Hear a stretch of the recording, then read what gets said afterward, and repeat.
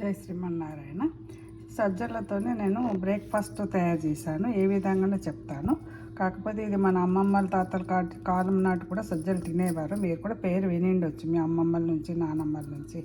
ఏం లేదు, ఈజీగానండి. ఒకరోజు ముందు ఇది నీటిలో మంచి కడిగేసి నీళ్ళు పోసి నానబెట్టాలి. మరుసటి రోజు ఏం చేయాలి, నా నీటిని వంపేసి తర్వాత ఇది కుక్కర్లో ఒక నీళ్ళు పోసి ఒక 2 విజిల్ వచ్చిన దాకా ఉంచాలి. తర్వాత ఆ నీటిని కూడా వంపేసిన తర్వాత మనం ఒకటి గిన్నె పెట్టుకోవాలి. గిన్నె పెట్టుకొని దాంట్లో నూనె ఆయిల్ పోసేసి దాంట్లో ఆవాలు, జీలకర్ర, కరివేపాకు, ఉల్లిగడ్డ, మిర్చి, కొత్తిమీర ఈ విధంగా తాలింపులో వేసేసి అవి ఫ్రై అయిన తర్వాత అప్పుడు దాంట్లో వేసి ఫ్రై చేయాలి. మీకు రుచికి తగ్గట్టు ఎంత కావాలో కారం అంత వేసుకోండి, ఉప్పు వేసుకోండి, అంతేనండి. ఈజీగా ఉంటుందండి. కాకపోతే హెల్త్కి కూడా చాలా మంచిది.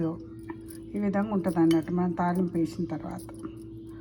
ఇవి చూస్తుంటే కొంచెం ఉడకబెట్టిన తర్వాత చూసిన తర్వాత చూస్తే ఏంటంటే మనకు జొన్నల్లాగా అనిపిస్తాయి, కానీ ఇవి జొన్నలు కాదు, సజ్జలు.